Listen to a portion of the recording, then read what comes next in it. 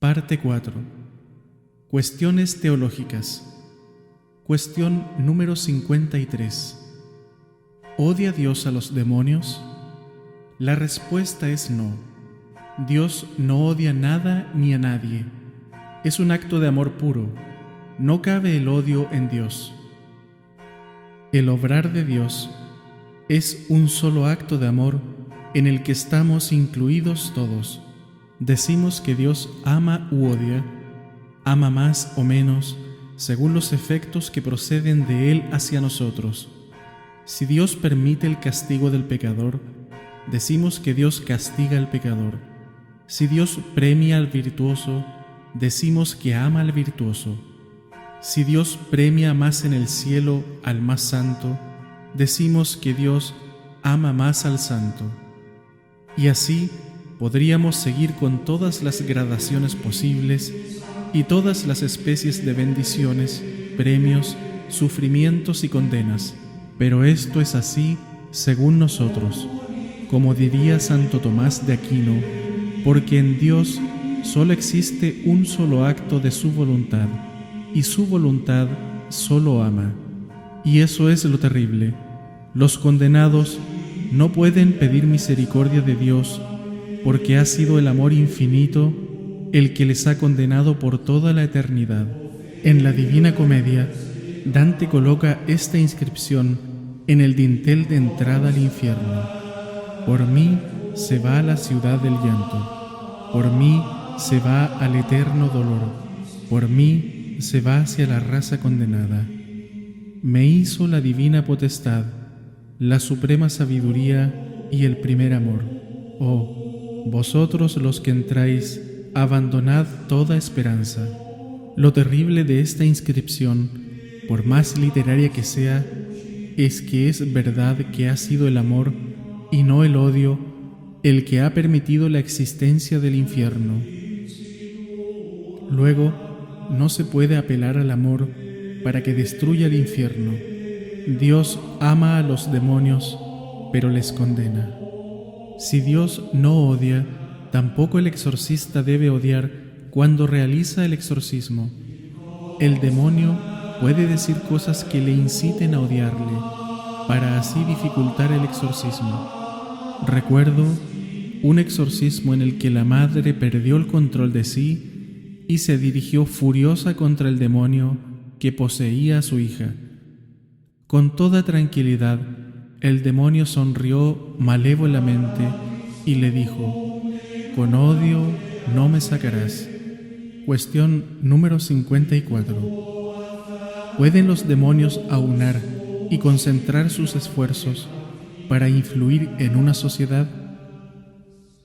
El gran poder del demonio es tentar, y como los demonios se comunican entre sí, pueden ponerse de acuerdo para tentar en una misma dirección.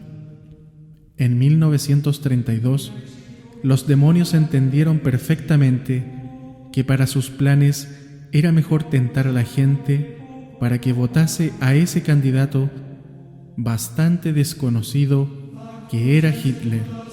¿Eso significa que su ascenso al poder se debió a la acción de los demonios? No, pero ellos indudablemente le ayudaron. Igualmente, hay que recordar que los santos padres de los primeros siglos de la Iglesia, al tratar el tema de las persecuciones contra los cristianos, señalarán como primera y principal causa de esa persecución la instigación de los demonios tanto sobre las masas como sobre los gobernantes. Otro ejemplo, abundando en lo dicho, ya dicho sería el del cardenal Nassali Roca, cuando escribió en su carta pastoral de Cuaresma, Bolonia, 1946, que el secretario del Papa, Monseñor Rinaldo Angeli, le había contado varias veces cómo León XIII tuvo una visión de los espíritus infernales que se concentraban sobre Roma, y que ese fue el origen de la oración que quiso que se recitara en toda la Iglesia y que fue expedita a los ordinarios en 1886. Sí, efectivamente, también los demonios tienen sus estrategias y se ponen de acuerdo para llevarlas a cabo. Pueden concentrarse en un lugar determinado. Ambicionan todas las almas, pero saben muy bien que algunas personas tienen el poder de arrastrar a otras personas, bien por su cultura, por su poder o por su dinero. Y por lo tanto, las fuerzas del mal son conscientes de que esas élites son especialmente deseables. En política, los demonios nunca son neutrales. Analizan la situación y están seguros de cuáles son las personas que más favorecerán sus estrategias.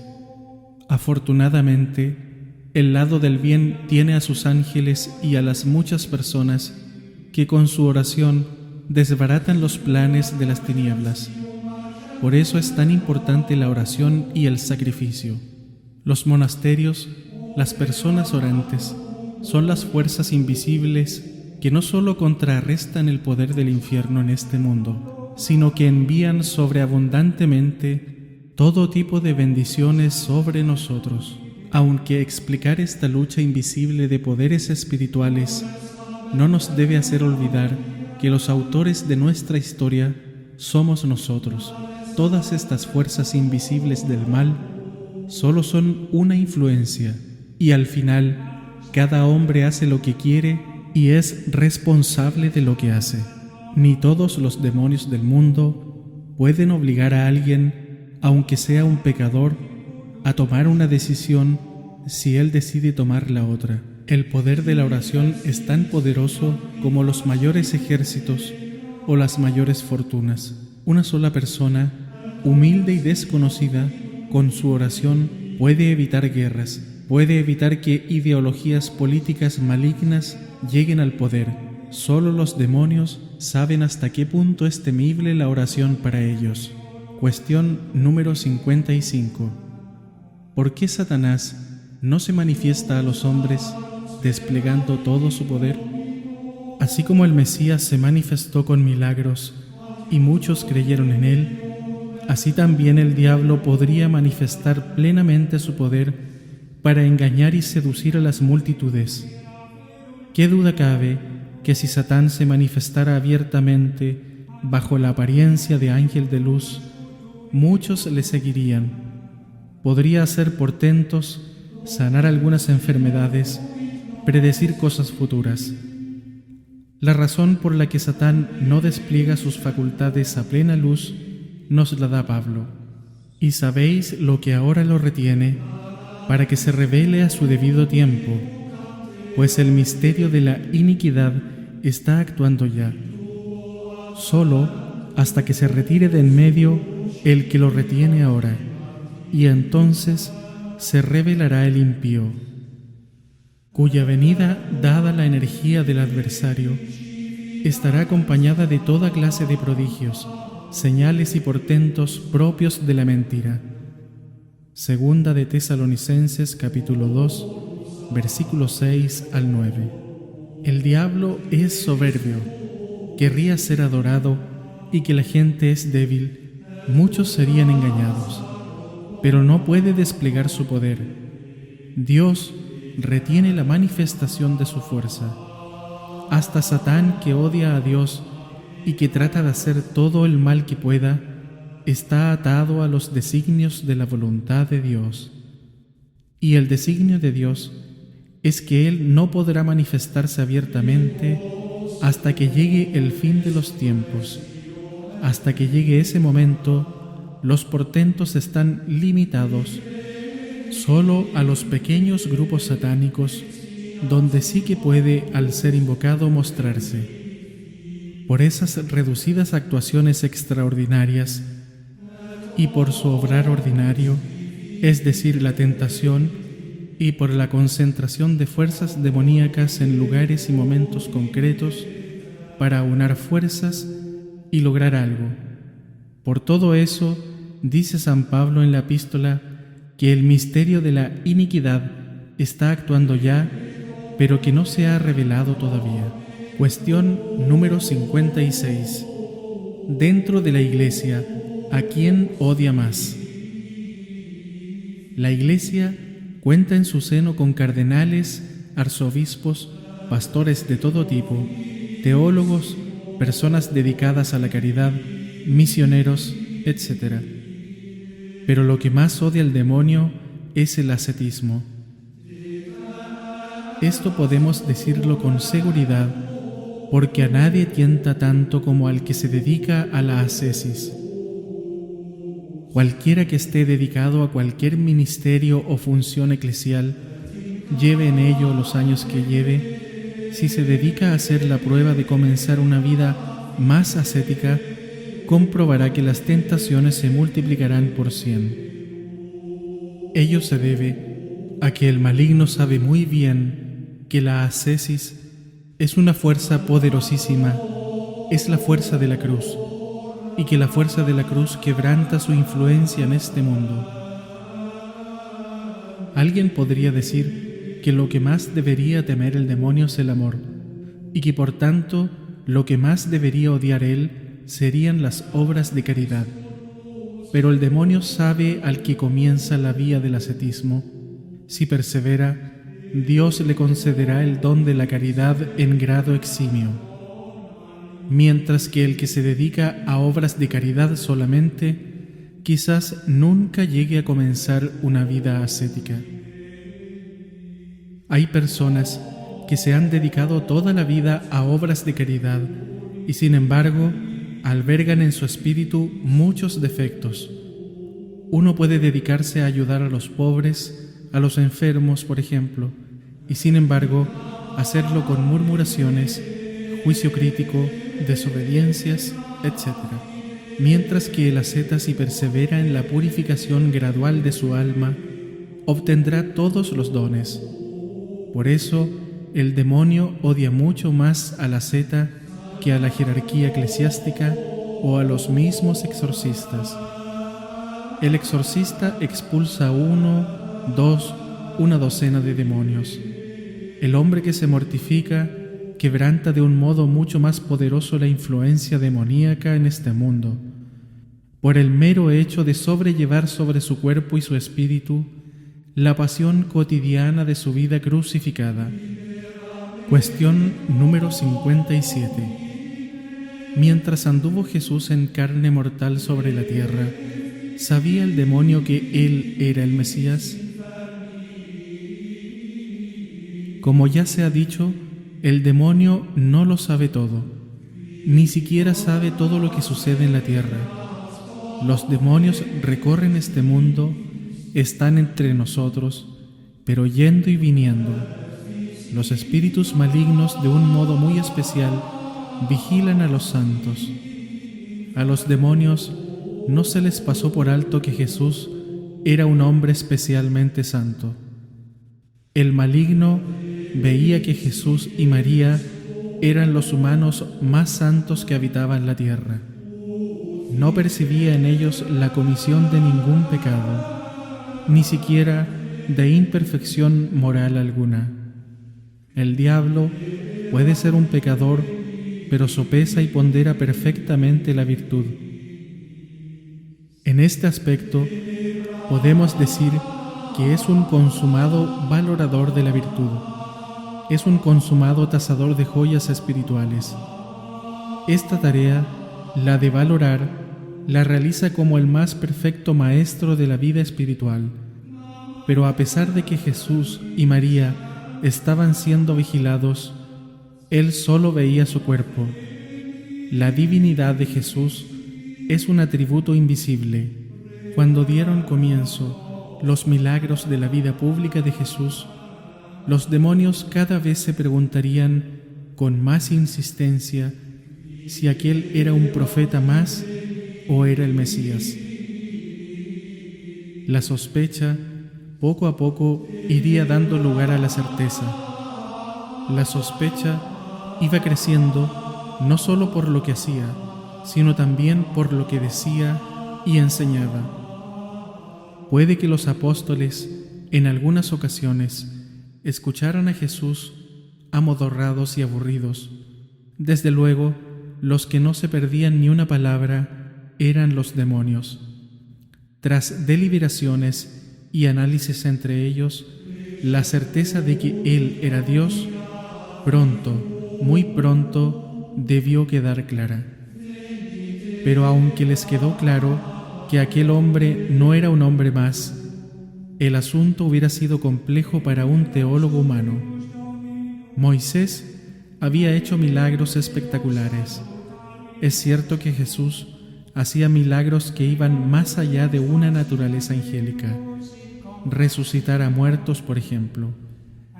Pero contra eso se podía alegar que en el fondo no era Él, Jesús, el que los hacía, sino su Padre Dios. Y si los hacía Él, Jesús, por su propio poder y no Dios Padre, ¿cómo distinguir de dónde procedía el milagro, ya que ellos solo veían el efecto? El asunto no era sencillo, pero pronto les quedó claro, como buenos conocedores de la teología que son, que aquel hombre era Dios encarnado, y así se manifiesta en las posesiones cuando, por ejemplo, le dicen: ¿has venido a atormentarnos antes de tiempo? Al decir eso, muestran que sabía que Él era Dios, el mismo Dios que al final de los tiempos, en el juicio final, les condenaría. Cuestión número 58. ¿Jesús sufrió la tentación? Jesús era impecable. Como auténtico hombre que era, nada le impedía pecar. Era libre de pecar. Solo necesitaba un acto de su voluntad, pero al mismo tiempo era imposible que pecara por su bondad. Pero el que Jesús fuera impecable no significa que no sufriera la tentación. La sufrió. Como hombre, padeció los dardos de la tentación y tuvo que resistirla, y le costó. En él no había concupiscencia, no había inclinación al mal, ni debilidad en su alma. Pero para sentir los atormentadores dardos de la tentación, no hace falta ninguna de esas tres cosas. Muy a menudo, los cristianos, al meditar la vida de Cristo, dando por descontado que era Dios, no valoramos suficientemente el sufrimiento de la tentación en Cristo. Y especialmente, deberíamos agradecerle su última tentación en la cruz, la más fuerte de todas, la más punzante, la del abandono. De la pasión valoramos sus sufrimientos físicos, pero no nos damos cuenta de que sus sufrimientos espirituales fueron mucho más dolorosos que los externos. La pasión interna fue mucho peor que la externa, la pasión espiritual mucho peor que la corporal. Allí, delante de la cruz, estuvo el infierno entero. Todos y cada uno de los demonios estaban allí, rodeando la cruz, contemplando con deleitación su triunfo. Dios crucificado era el mayor de sus sueños, el más acariciado de sus anhelos, hecho realidad. Lo que ellos no podían imaginar en ese momento de venganza y odio era que la mayor derrota era su mayor victoria. La mayor derrota en ese mundo era la mayor victoria del reino de los cielos. La redención estaba consumada y posteriormente la resurrección fue algo que les dejó sin habla. Su victoria demoníaca no había servido absolutamente para nada y encima regresaba embellecido con todos los tesoros del amor, logrados en su pasión. La derrota era como un guante al que se le daba completamente la vuelta del revés. Y ellos, los demonios, habían sido los instrumentos de esa victoria del amor. Pero para acabar de complicarles más las cosas, había un hecho para ellos tan espantoso o más que la victoria del amor, y era que de pronto se hicieron conscientes de que Dios Padre no había perdonado la pasión ni a su mismo Hijo. Este hecho tenía consecuencias tremendas. si Dios Padre, en pago de la reparación por los pecados de la humanidad, no había perdonado ni al justo, entonces podían olvidarse los demonios de ser perdonados al final de los tiempos. La pasión en la cruz suponía la prueba palpable de que la justicia divina no era transgredida en vano. Fue en ese momento cuando se hicieron plenamente conscientes todos los demonios de que su condenación no tendría indulto alguno por los siglos de los siglos. Por eso, ellos, de estar contemplando la cruz con alegría de su victoria maligna, pasaron a entender que para ellos sería para siempre el recuerdo terrible de la justicia divina. Y por eso, por encima de todo, los demonios odian la imagen de la cruz más que la imagen de la Santísima Virgen María o la imagen de cualquier otro santo o la representación de otro misterio sagrado.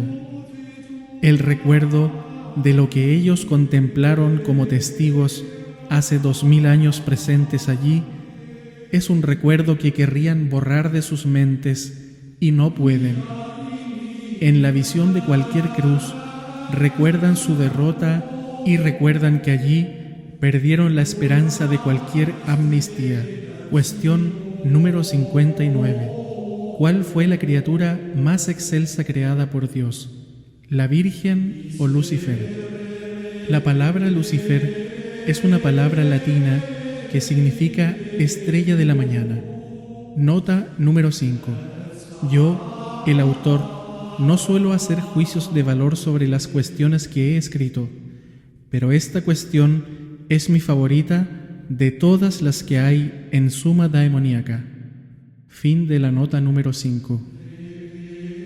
Nadie tiene que extrañarse de que un ser maligno, ahora ya monstruoso, tenga un nombre tan bello, pues este fue el nombre que el Padre de los ángeles le puso a esta criatura al crearlo.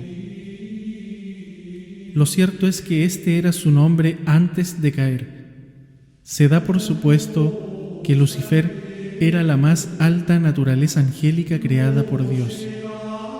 Hay que decir que la naturaleza más excelsa creada por Dios fue la de Lucifer. La Virgen se santificó día a día con esfuerzo. Ella, con su sacrificio y sus obras y la gracia de Dios, logró ser la criatura más excelsa, pero su excelsitud no fue un acto de creación de Dios, sino de santificación. María, al nacer, recién salida de las manos de Dios, era solo un ser humano.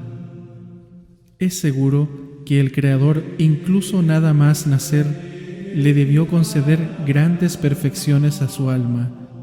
Por eso, esas perfecciones estaban lejos del inmenso poderío que tuvo la cúspide de la creación, el más alto espíritu angélico, mientras que la naturaleza más grandiosa que creaba Dios, la más alta de las criaturas angélicas, era la coronación de la obra de Dios. Dios creó magnífico a Lucifer en su naturaleza, y él se corrompió. Dios creó humilde a María en su naturaleza, mera mujer y por tanto inferior a los ángeles. Y ella fue la que se santificó. Como se ve, hay un gran paralelismo entre ambas figuras, solo que es un paralelismo inverso. Uno es la criatura más perfecta por la naturaleza, la otra por la gracia. Uno se corrompe, ella se santifica. Uno quiere ser rey y no servir, y al final no es nada. Ella quiere ser nada y servir, y al final es reina. Uno fue creado para ser la estrella de la mañana angélica, Lucifer. Ella, María, acabó siendo la estrella de la mañana de la redención, es decir, la estrella que en el firmamento anuncia la nueva era del Mesías. La primera estrella cayó del firmamento angélico, La segunda estrella se elevó en el firmamento de los santos. La primera estrella, que era espíritu, cayó a tierra. La segunda estrella, que era corporal, ascendió a los cielos. Lucifer no quiso aceptar al Hijo de Dios hecho hombre. La Virgen no solo la aceptó, sino que la acogió en su seno. Lucifer era un ser espiritual que finalmente se hizo peor que una bestia, sin dejar de ser espiritual. Ella era un ser material que finalmente se hizo mejor que un ángel, sin dejar de ser material. Lucifer se bestializó, ella se espiritualizó. Ahora ya solo hay una única estrella de la mañana, que es la Virgen, pues además que la primera estrella cayó, la segunda estrella de la mañana brilló con la luz de la gracia, luz mucho más bella e intensa que la luz del primer astro que brilló solo con la luz de su naturaleza. Los ángeles, los miles de millones de ángeles, recuerdan perfectamente el poder y belleza de la luz de la primera estrella antes de su oscurecimiento. Sin embargo, el nuevo lucero con su luz purísima ha eclipsado completamente el recuerdo de esa luminaria angélica. Ahora Lucifer es la estrella de la oscuridad. En el firmamento de la desdicha, él destaca por el brillo de su luz oscura. Sigue siendo la estrella de la mañana, pero no de la mañana de luz, sino la estrella que anuncia la mañana de una eterna noche, una mañana que no ha hecho más que comenzar. Cuestión número 60. ¿Por qué el agua bendita atormenta al demonio? ¿Cómo algo material puede tener una influencia del tipo que sea sobre algo espiritual? Parece que son campos tan distintos, tan independientes, que lo material de ningún modo parece que pueda expulsar, producir incomodidad o efecto alguno en un demonio. Hace tiempo escribí en obras anteriores que si lo material, agua bendita, santo crisma, etc., tiene una influencia en atormentar y expulsar demonios, no es por su materialidad misma, sino porque la Iglesia ha unido a esa materia un poder espiritual al bendecirla. Es decir, que la Iglesia, con el poder que ha recibido de Cristo, puede unir un efecto espiritual a un objeto, y que por tanto el objeto no es nada en sí, sino el poder de Cristo que se ha unido a ese objeto. De todas maneras, la experiencia de los últimos años me ha hecho complementar esta opinión. Complementar, que no es cambiar. Sigo sosteniendo lo mismo, pero he comprobado que no da lo mismo bendecir una materia que otra. Hay materias que, por lo que simbolizan en sí, tienen una efectividad concreta, y a este respecto puedo contar una anécdota. En cierta ocasión no teníamos agua en la parroquia. Hacía mucho frío y el agua estaba congelada en las cañerías. El agua de las pilas de agua bendita no se le podía dar a beber a la posesa, dado que llevaba ya unos días en las pilas y la gente mete los dedos en ella. Así que cuando ya estaba a punto de salir de la parroquia en busca de agua, en aquella frígida mañana, me di cuenta de que había una botella de limonada que había sobrado de una reunión de catequistas. Se me ocurrió bendecir el contenido de la botella, pensando que el tipo de materia era lo de menos y que lo importante era la oración que se vinculaba a ella. Pues bien, pronto observé que aunque producía algún efecto, era mucho menor. Al cabo de unos minutos, ordené en el nombre de Jesús al demonio que me dijera por qué era eso así. Se resistió, pero al final dijo que el agua era símbolo de pureza y limpieza. Si bien dijo que aquel otro líquido bendito también le producía algún efecto, pero menos. Si observamos las materias que la Iglesia ha bendecido o consagrado, nos daremos cuenta de que todas tienen un simbolismo insito en ellas: la sal, el incienso, el agua, el óleo, las velas, el pan. Cuestión número 61. ¿Qué otros objetos atormentan a los demonios? Las reliquias de los santos atormentan a los demonios porque están llenas de la unción espiritual de esos santos.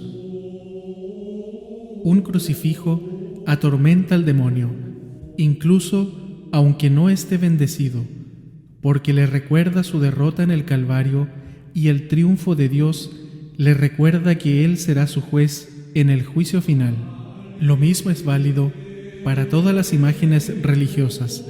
Le atormentan porque le recuerdan aún sin estar bendecidas, y más si están bendecidas, y todavía más si en la bendición expresamente se pidió a Dios que repelieran a los demonios.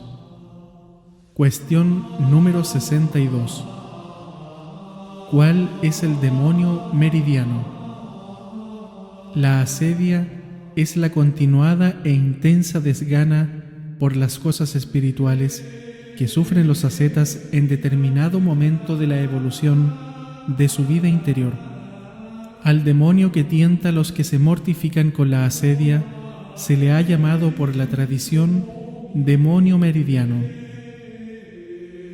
El nombre de meridiano le viene de una mala traducción del versículo del Salmo 91:6 por San Jerónimo. El Salmo decía en hebreo: «No temerás el exterminio que devasta en el sur», pero San Jerónimo lo tradujo por «no temerás al demonio meridiano». Meridianus, en latín, significa tanto del sur como del mediodía. Desde que el versículo en la Vulgata quedó así, fueron muchos los comentaristas que construyeron sus exesis bajo la segunda acepción de la palabra latina. Y así se fue creando toda una literatura que hablaba del demonio que venía a tentar a los eremitas al mediodía. ¿Por qué al mediodía? Pues porque era la hora en que se descansaban del trabajo de la mañana tras el almuerzo. En ese tiempo de descanso, en soledad, sin ninguna oración fijada para ese momento, era cuando sentían el peso de la vida ascética que habían abrazado. De ahí que fuera tan explicable por qué sentían las punzadas de la tentación justo en ese momento del día. De ahí que el demonio meridiano en la literatura ascética representa no a un demonio, sino a un tipo de tentaciones, es decir, la sensación continua y prolongada de desabrimiento que sufren los eremitas al sentir la dureza de la vida que han abrazado y ningún gusto por las cosas espirituales. Esto que se ha dicho es lo que la tradición espiritual entiende por demonio meridiano. Ahora bien, ¿es además el nombre de algún demonio concreto? ¿Todas las tentaciones de asedia proceden de un demonio? Si es un demonio concreto, es algo que nunca podremos estar plenamente seguros, aunque ya dije que un demonio en un caso de posesión había dicho que Meridiano era el quinto demonio en la importancia de la jerarquía demoníaca. Pero por supuesto que no lo dice la Biblia, no podemos estar seguros. A la pregunta si la tentación de asedia procede siempre del demonio, la respuesta es que no necesariamente. Una persona colocada en una situación de renuncia total a los placeres del mundo puede tener esas tentaciones sin necesidad de intervención del demonio. Cuestión número 63. ¿En qué ocupan su tiempo los ángeles? En el mundo de los ángeles, a similitud del de los humanos, hay unos que se ocupan de unas cosas y otros de otras. Aunque los ángeles no tienen que cultivar, ni que construir casas, ni confeccionar artefactos, ni nada de todo aquello que a nosotros nos ocupa tanto tiempo. Los ángeles se ocupan en glorificar a Dios, en profundizar en el mundo del conocimiento, en relacionarse entre sí y en ayudar a los hombres. El mundo intelectual es un mundo tan vasto que les ocupa en un modo completamente similar a nosotros. En una universidad, por ejemplo, puede haber cientos de profesores, cada uno especializado en una rama del saber. En una universidad trabajan muchas horas al día cientos de profesores y catedráticos, y todo ese trabajo, toda esa actividad está en orden a producir una sola cosa: conocimiento. Lo mismo sucede en el mundo de los espíritus angélicos. Las relaciones entre los ángeles pueden parecer poca cosa, pero las relaciones entre los hombres precisan de actos protocolarios, embajadores, cónsules, visitas, reuniones. 100.000 de seres humanos se comunican entre sí enseguida, pero 6.000 millones no. Algo semejante ocurre con los ángeles, que conforman una verdadera sociedad compleja. Además, esas relaciones entre los ángeles no solo son relaciones de conocimiento, sino también de caridad. Los ángeles no solo se cuentan cosas, también se reencuentran, se quieren, hay amistades, etc. No olvidemos que los hombres somos, al igual que ellos, entendimiento y voluntad, y que nuestras relaciones nos sirven muy adecuadamente para comprender cómo son las interactuaciones entre seres dotados de esas dos potencias del espíritu. Cuestión número 64. ¿Existe un sacerdocio en el mundo angélico? Ante todo, hay que tener claro que entre los hombres existe un sacerdocio natural. Melquisedec era auténtico sacerdote, lo afirma la Biblia, y sin embargo, ni siquiera pertenecía al pueblo elegido. La esencia del sacerdocio está en ofrecer sacrificios. El sacerdote es aquel que ofrece sacrificios en nombre de toda la comunidad. Es un rango de todas las civilizaciones el designar a alguien para ocuparse del culto a la divinidad. Y ese sacerdocio, aunque no esté instituido directamente por Dios, es un verdadero sacerdocio, y un sacerdocio que da gloria a la divinidad, pues se ofrece un culto a Él en nombre de todos. Esta función litúrgica, cultual, sacrificial, es una institución que no solo Dios no condena en la revelación, sino que además la eleva, la hace suya y le concede poderes especiales. Si, como hemos dicho antes, hay muchas ocupaciones entre los ángeles, no debemos olvidar la más importante de todas, la glorificación de la divinidad. Todos los ángeles le glorifican, pero no solo hay una glorificación individual, sino también colectiva. Bastaría que Dios fuera glorificado, alabado y enaltecido por cada uno de los seres inteligentes, pero el amor a Dios lleva a glorificarle de todos los modos posibles, y uno de esos modos es la glorificación colectiva. Cuando varios que aman a Dios se ponen de acuerdo para honrarle conjuntamente, desde ese momento se está colocando las bases de un acto litúrgico. Cuando ese acto ya no es de unos pocos centenares de seres, sino de miles de millones, entonces nos encontramos con una verdadera liturgia celestial. En este sentido, sí que hay ángeles que cumplen una función sacerdotal. Es decir, hay espíritus angélicos que en esa liturgia eterna representan a todos los ángeles. ¿Qué sacrificio ofrecen? El sacrificio de las alabanzas de todos los espíritus a los que representan y cuya gloria ofrecen a la Trinidad. Se trata de un sacrificio incruento e inmaterial. Es una ofrenda de gloria.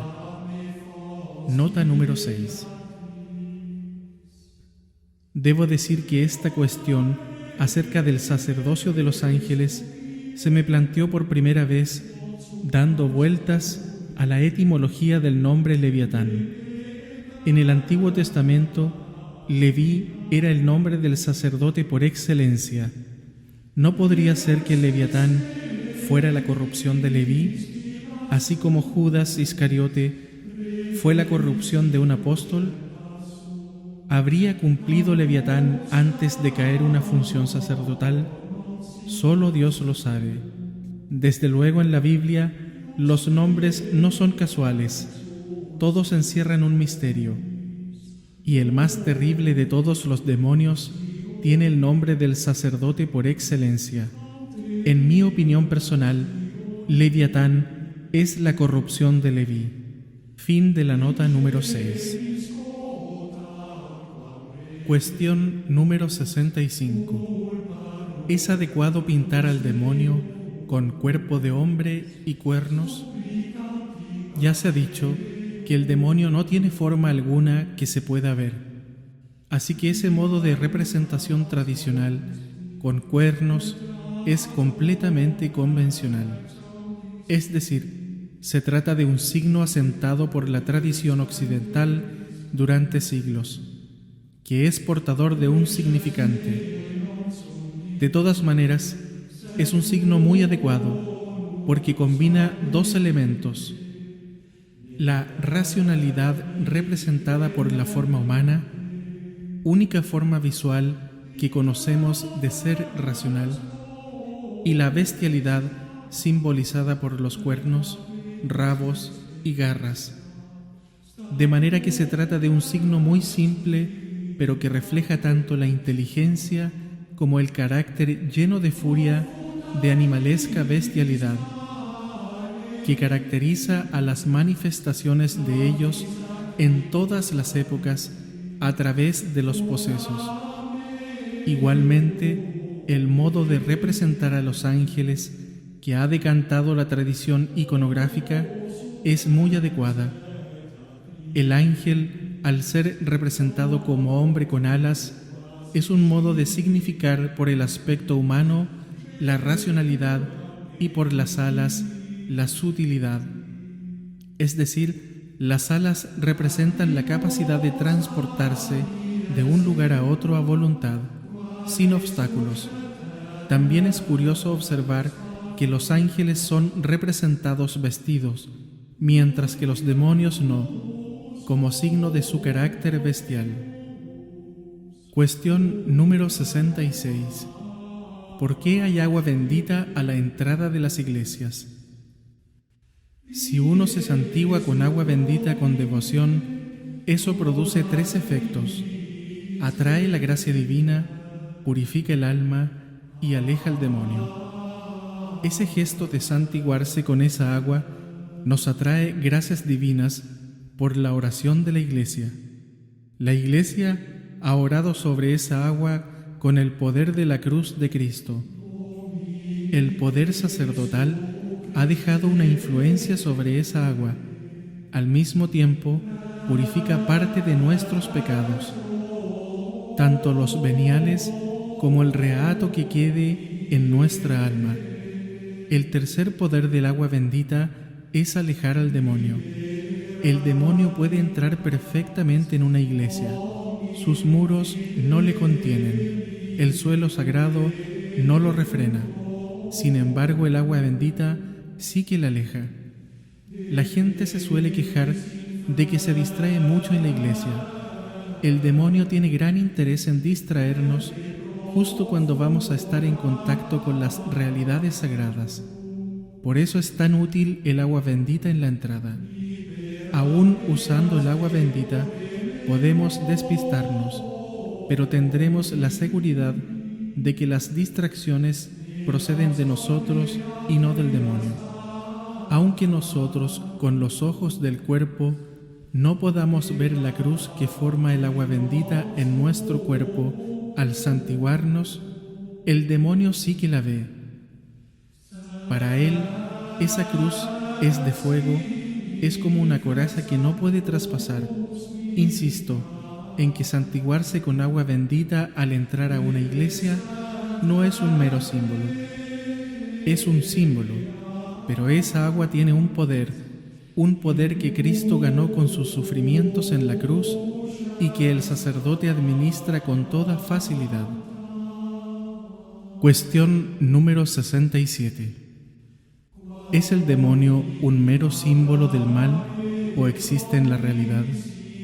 Siempre me ha admirado la capacidad de algunas personas para cerrarse a la realidad. Comprendo a aquellos no creyentes que con humildad dicen que no han visto nada extraordinario en toda su vida y que por tanto suspenden su juicio. Pero resulta chocante encontrarse a personas que afirman con rotundidad absoluta y tajante que es imposible que exista el demonio. Han llegado a tal conclusión tras revisar todos los rincones del universo con un don extraordinario que les permite ver los espíritus. Nadie, salvo por especial permisión de Dios, puede ver a los espíritus, pero los fenómenos que ellos producen, posesión de personas, infestación de lugares, sí que es posible verlos. Cuando un poseso, en mitad de una sesión de exorcismo, vomita trozos de hierro, eso es una prueba. Cuando el vaso se mueve sin tocarlo por un tablero de Ouija, eso es una prueba al menos de la existencia de espíritus. Cuando toda una familia se despierta en mitad de la noche por los ruidos tremendos que provienen de una habitación, que cuando la abren comprueban que está vacía, eso es una prueba. Pero ninguna prueba convencerá a los fanáticos del ateísmo, porque en ellos el ateísmo no es solo una postura, sino una fe, un dogma, una religión a la que se aferran con todas sus fuerzas, no con las fuerzas de su razón, sino de su espíritu. En esos casos no hay nada que hacer, solo rezar para que Dios envíe su gracia y se abran a la verdad. Nota a esta cuestión. Hace años, la primera versión de Summa Daemoníaca incluía aquí un pequeño iopus, un juego irónico con los conceptos. Pero esa broma fue mal interpretada por los lectores más sencillos, así que tras la última protesta decidí cambiar el contenido de la cuestión y dejarlo todo como queda.